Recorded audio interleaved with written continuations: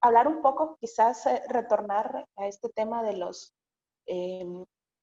conceptos sobre el por qué el derecho de acceso a la información o a la comunicación, y hablamos un poco de que este derecho de acceso a la información está incluido de forma muy general en Honduras en diferentes tipos de normativas. Una de ellas, pues, es la Constitución de la República, ¿verdad?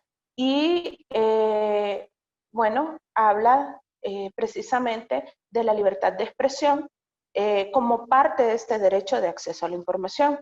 El derecho de acceso a la información no está reconocido formalmente en Honduras, pero sí existe un marco legal que lo garantiza. En primer lugar, los convenios internacionales, el convenio 169 de la OIT, la Constitución de la República, la ley marco, y ya bajando, la ley marco de telecomunicaciones, el reglamento de radios comunitarias habla de algunos elementos al respecto y algunas resoluciones administrativas también. Lo reconocen como derecho, pero todos estos elementos funcionan de forma taxativa. ¿Y por qué decimos esto? Bueno, hay algunos puntos que me gustaría ir con.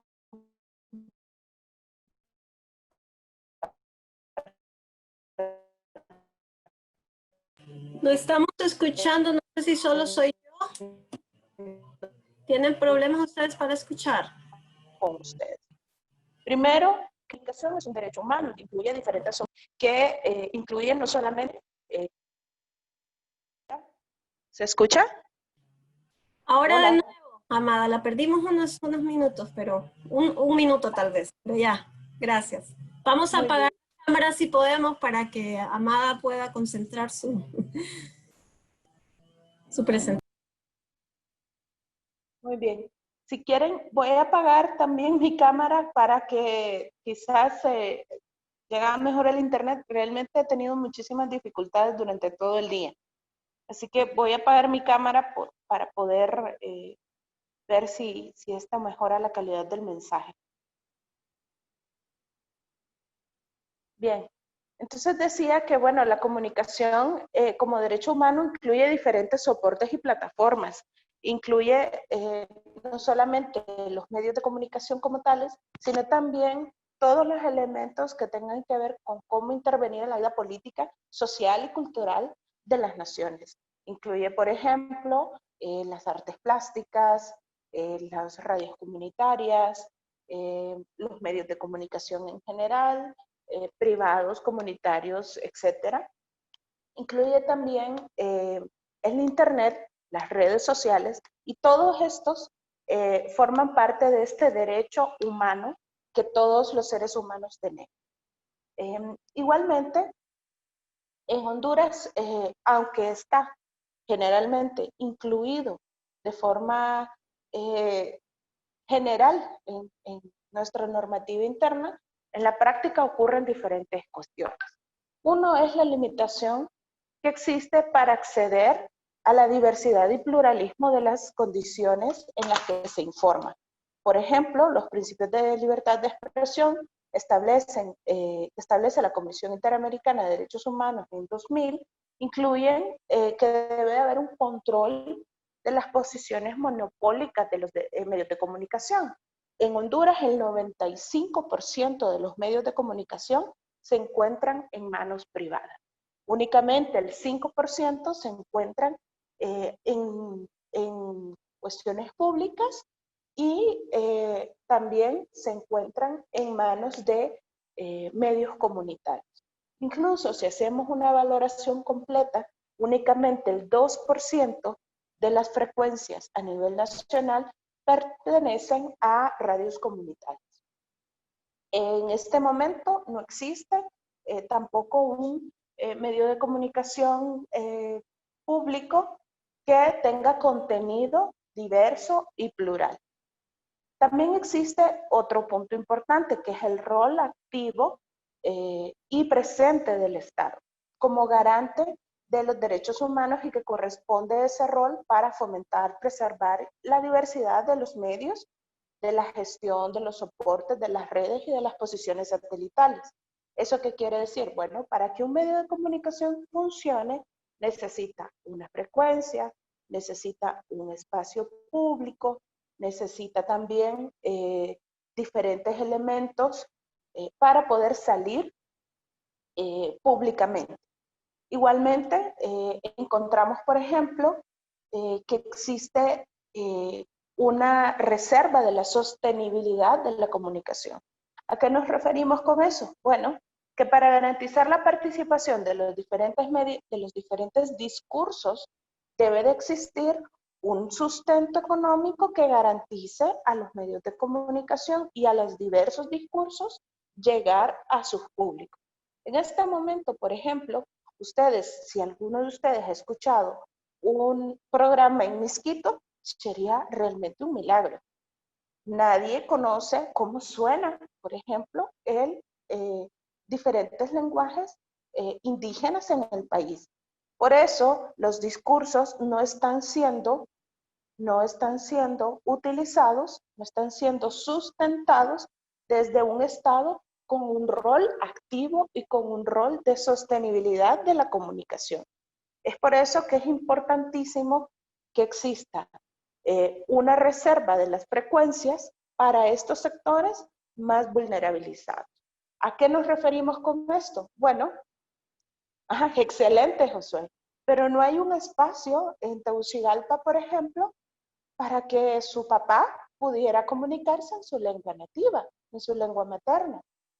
Y a eso nos referimos, que no hay espacios suficientes, que no hay medios suficientes, que no hay lugares suficientes para que esto ocurra a nivel nacional.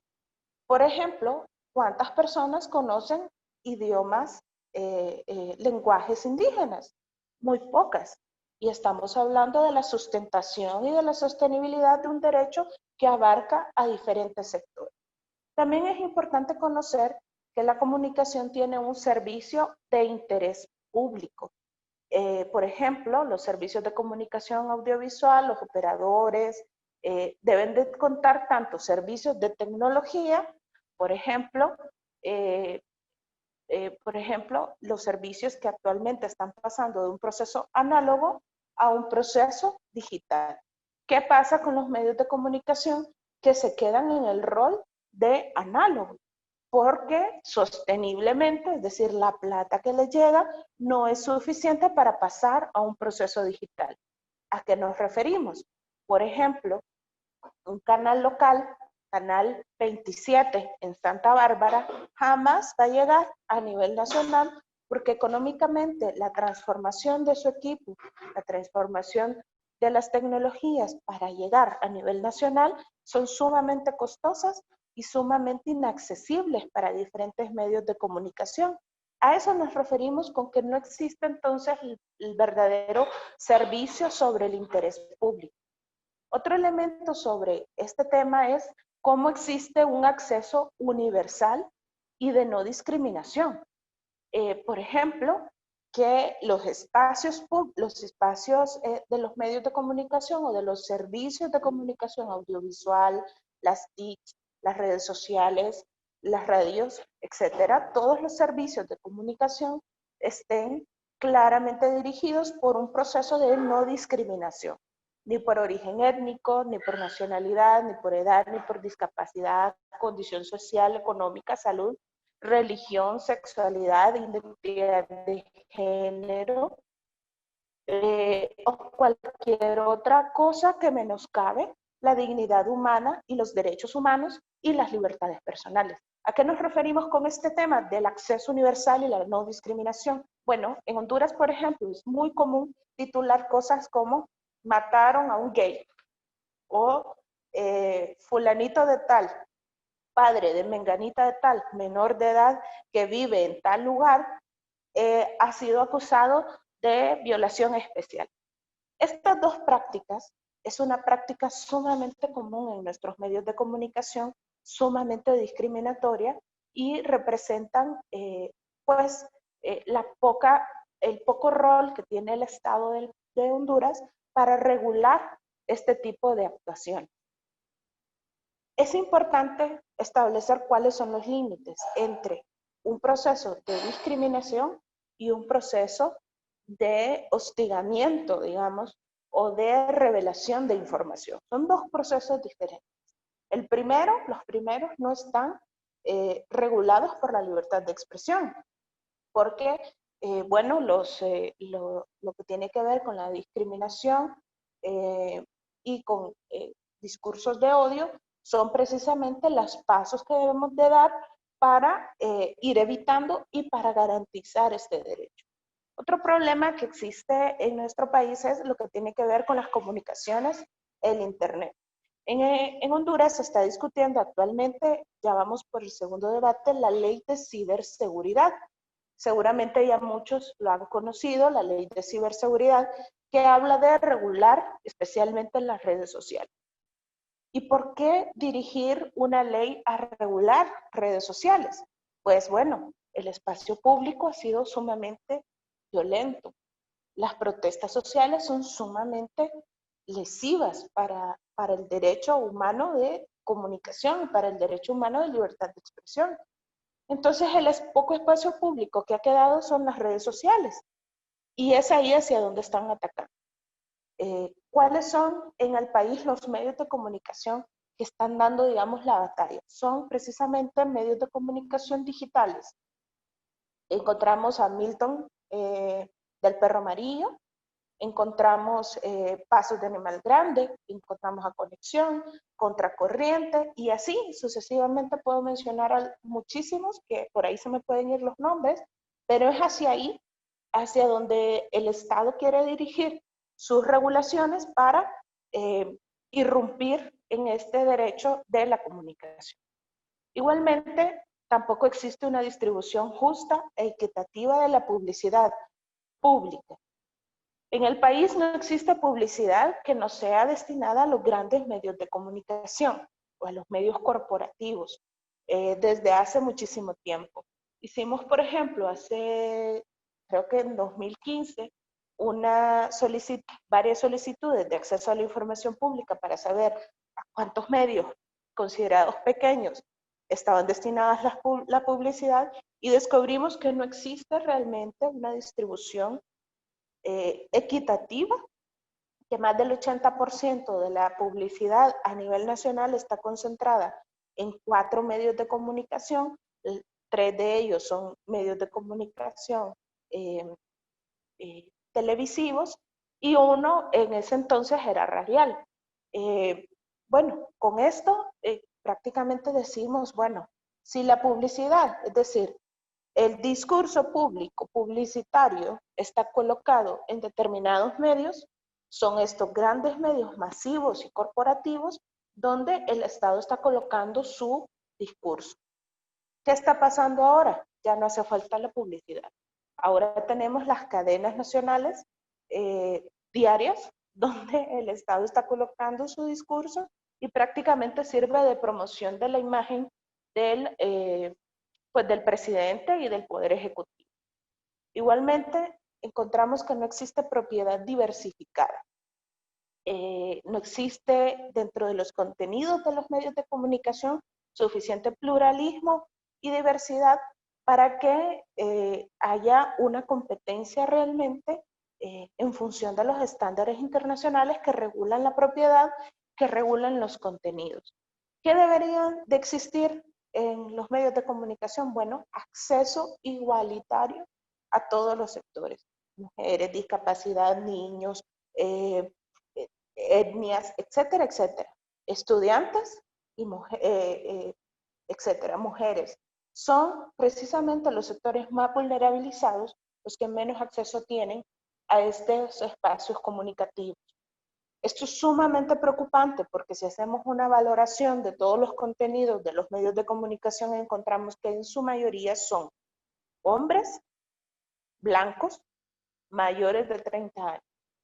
Y ese es el imaginario colectivo que se instala en el país diciendo que estas son las personas a las que deberíamos de escuchar y irrumpe por completo ese pluralismo y esa diversidad que se debería de tener en los medios de comunicación y en el ejercicio de un derecho a la comunicación real. Igualmente, hay muy poco contenido nacional o propio o independiente. Si hacemos una valoración de la mayoría de los medios de comunicación, todo se trata de novelas, series, narcotráfico, fútbol. Esos son la mayoría de los contenidos que vamos a encontrar en nuestros medios de comunicación corporativos y hacia dónde va la publicidad y hacia dónde se instala el discurso estatal. ¿Dónde están entonces los contenidos culturales, el huancajo, las tradiciones, nuestras costumbres, etcétera? No hay una apropiación del contenido nacional en ninguno de estos medios de comunicación, sumamente poco. Para hacer un balance, hasta el año pasado teníamos una concentración tal de más de 1.100 frecuencias de radio y de televisión privadas, de iglesias y de sectores empresariales privados, y 45 radios comunitarias. Eso hace un total desbalance de los contenidos que están llegando a los diferentes sectores. Y de esas 45 radios comunitarias, inclusive encontramos un proceso más restrictivo, que es que de estas 45, solo 20 tienen frecuencia autorizada, es decir, las otras 25 están sin la protección del Estado. Otro elemento importante es cómo se mantiene la privacidad de los datos. El ejemplo que les ponía antes, una mujer menor de edad que vive en tal colonia fue abusada por sus padres, horrorosos, publicados por los medios de comunicación, donde daban toda la historia de la víctima y sin la protección debida de los datos personales. Esto es realmente sumamente grave y no existe en el país forma de hacer una regulación sobre este tipo de procesos. En otros países, como en Sudamérica, por ejemplo, se han empezado a hacer ejercicios de redacción de notas, algo que se llama el protector del lector, y este protector del lector lo que busca es que este tipo de contenidos permitan la rectificación, permitan la corrección de sus contenidos en diferentes medios de comunicación. Otro es el poco acceso a Internet que existe y que es parte de un derecho humano. En este caso, el derecho a Internet lo vemos sumamente violentado cuando existen todo tipo de capacitaciones, a nivel educativo. Toda la educación en esta pandemia ha sido sostenida por los profesores con su propia plata, con su propio Internet, sostenida por los padres de familia con su propia plata, con su propio Internet, y en muchos casos no hay fondos o no hay coberturas en diferentes lugares. Entonces no solamente se le está violentando el derecho a los menores de ser capacitados o el derecho de educación, sino también el nuevo enfoque de comunicación o del derecho a la comunicación también incluye el derecho al Internet. Luego está otro elemento que es el elemento de acceso a la información pública. ¿A qué nos referimos con esto? Bueno, cualquier documento generado por cualquier institución del Estado es un documento público, a menos que se diga lo contrario. Y cuando se dice lo contrario, nos referimos a una resolución formal en donde se justifique que este documento, por ejemplo, una preparación para capturar a un alto funcionario corrupto, eso sí debería de ser reservado.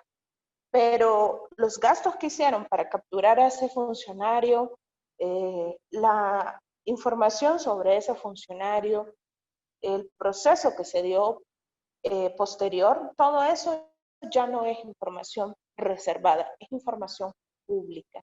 Por ejemplo, toda la información de la MASI es información reservada porque aún no vencieron en juicio a ninguna de las personas. Pero si alguna de las personas hubieran sido vencidas en juicio, toda esa información debió haber sido publicada.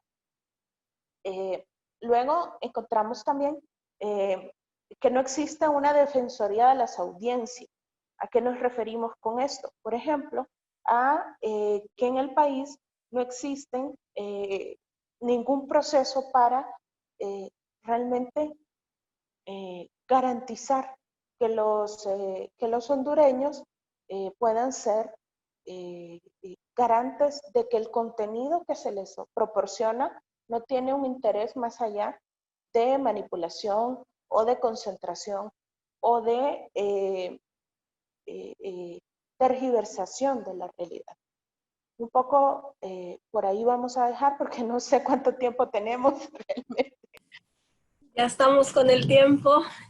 Tal vez nada más dos frases para cerrar su presentación, Amada. Muy bien. Entonces, solamente para terminar, diría que es importante reflexionemos un poco sobre este derecho a la comunicación y en manos de quién está. Está en manos de comunidades organizadas, de consejos indígenas, de afrodescendientes, de organizaciones populares, de movimientos sociales, de mujeres o no. Y si no está en manos de ellos, ¿en manos de quién está?